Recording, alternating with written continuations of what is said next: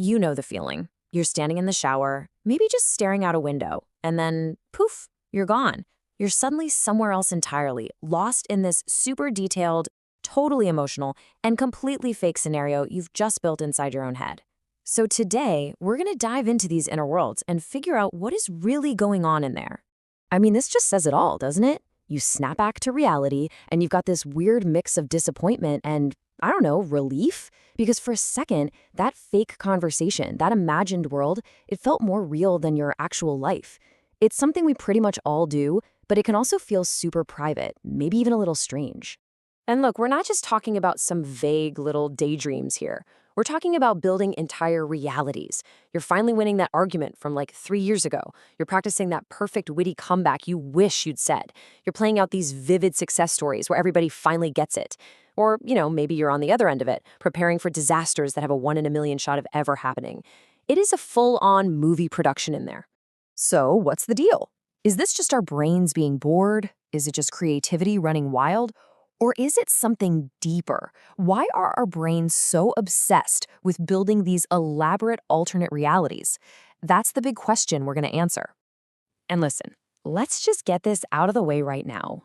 If you do this, you are not broken. You are not weak. You're not just wasting your life away in some fantasy land. What's happening is that your brain is doing exactly what it evolved to do. It's simulating, it's testing, and it's preparing. All right, so let's get into the mechanics of this. Think of your brain as having this incredibly powerful built-in simulation engine. Okay, it's got this kind of clunky name, the default mode network, or DMN for short. Basically, this is the network in your brain that just lights up whenever you're not focused on a specific task. It's what's running when you're just thinking. And it doesn't just wander aimlessly.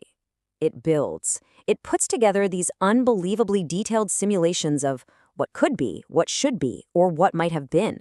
Honestly, the best way to think about it is like a flight simulator, but for your life, right? Pilots use simulators to practice and prepare for anything and everything, all without any real-world risk. Well, your brain is doing the exact same thing, running simulations of social events, tough conversations, and all kinds of future possibilities. And there's actually a cool psychological term for one of the main programs running on this simulation engine. It's called counterfactual thinking. It's literally the act of creating those alternate realities.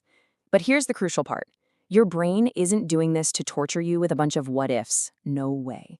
It's using these scenarios to learn from the past, to get ready for the future, and to just process stuff. It's a learning tool.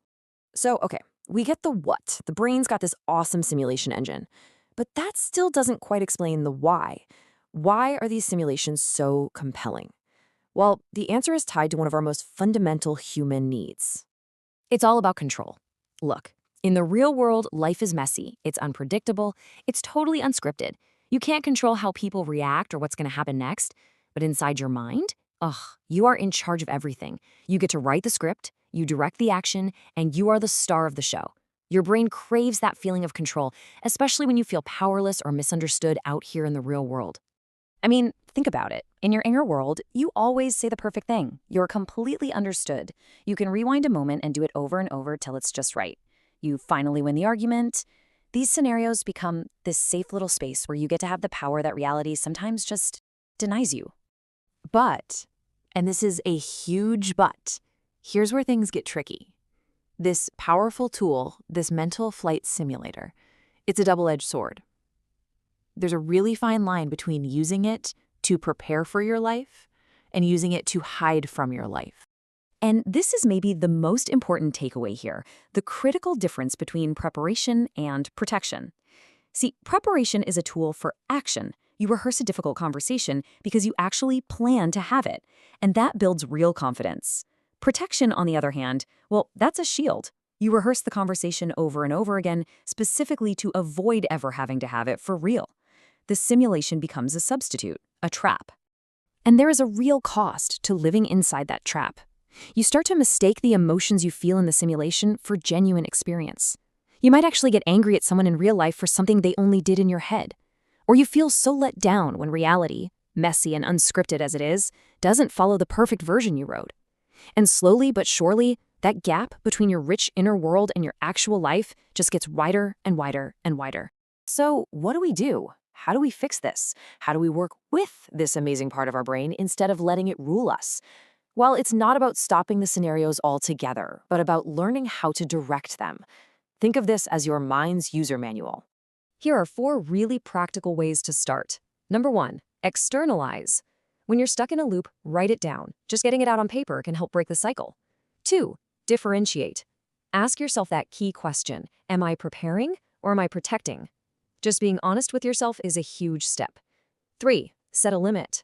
It's okay to go there, but give yourself a time limit, say 10 minutes, and then consciously bring yourself back to the present moment. And 4, ground yourself. When you realize you've drifted off, pull yourself back by focusing on your senses. Feel your feet on the floor. Notice your breathing.